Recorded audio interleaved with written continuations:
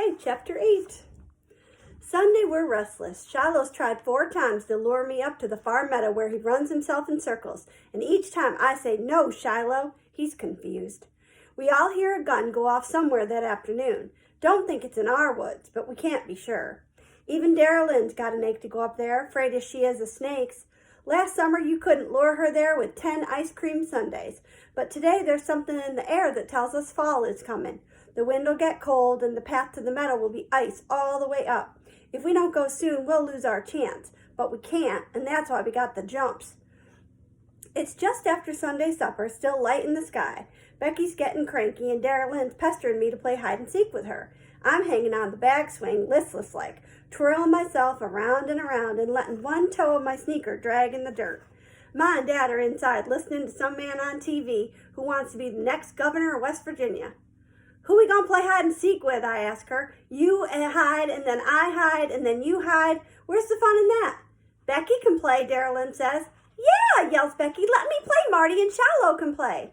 Shiloh hears his name and pads over, ready for something. He don't know what. Why wasn't I born into a family of 9 boys, I'm thinking. A baseball team. I think of my ma being one of 9 children, and how they must never have lacked for something to do, and someone to do it with. The swing keeps turning around, and when I face forward again, there's Dara Lynn and Becky and Shiloh, all lined up looking at me with begging eyes. "Okay," I say, "I'm it. You two go hide." I lean my forehead against the rope as the swing goes on its lazy circle around and around.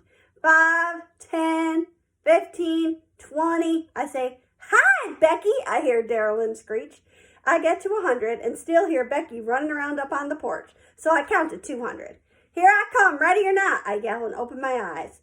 Becky's on a chair on the porch. She's got a pillow over her, feet sticking out. I smile and play like I don't see her. Go after Dara Lynn instead. I'm looking around in the back of the chicken coop, the shed, but all this time she's behind one of the tires on Dad's Jeep. I get just far enough away from that bag swing and in she comes, her skinny legs flying. That girl can run. "Free," she yells, pounding one hand on the bag swing. Becky slides down off the porch chair and I make like I'm trying to beat her to the swing. I let her pound her little hand on it. "Whee!" she sings out. "Okay, I got to be it again," I say, and drape one leg over the swing, circling around my eyes closed. 5, 10, 15. Out of the corner of my eye, I can see Becky starting up the path to the far meadow. "Don't you go up there, Becky," I call. She stops and turns around. I bury my head again and go on counting. Then Dara Lynn stubs her toe. Ma tells her not to go barefoot, and she's howling like she broke a leg.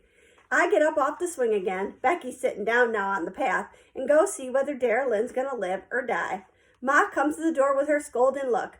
"We're trying to hear what this man has to say," she says, and I tell her I can handle it, so she goes back to the TV. I get Dara Lynn to sit down on a stump and take a good look at her toe. She's dislocated is what she's done, because the end part sort of hangs loose, bent to one side. It happened to me once or twice, I think, so I know. Dara Lynn looks down at it too, and then she's howling again. "Dara Lynn, shut up," I tell her. "If you stop yelling for a minute, I'll fix it." She stops, but she's got her mouth open, ready to let loose with the next. "This is going to hurt for 2 seconds, and then it'll be okay," I say. She's crying now, shaking her head and holding her foot. "You've got a choice," I say. "Either you can let me put your toe back in place, it'll hurt for 2 seconds, or you go to Doc Murphy. Which way do you want it to be?"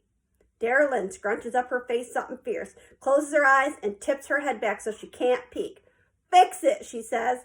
I hold her foot in my hand, then gently take hold of the end of her bent toe and give it a little tug. Dara Lynn yelps and jerks her foot, but when she looks down again, the toe's back in place. Maybe I should think of becoming a vet, not just a helper. "Okay," she sniffles. "You got to count to 300 this time, though, because I have to run slower, and I got the perfect hide in place." I sit down on the swing again and count to 300. 5, 10, 15, 20. When I go out hunting for the girls again, Dara Lynn's got a good hiding place all right, inside Dad's Jeep, but it's too hard to get out of in a hurry, and I beat her back to the swing. Then I go looking for Becky. I look behind the bushes, under the steps, on the porch. "Ollie, Ollie, in, come free," I yell after a while. "You're home free, Becky, come on in." But nothing happens. "Becky," I call. Dara Lynn joins the search, but Becky's gone. Ooh, I wonder what's going to happen, friends.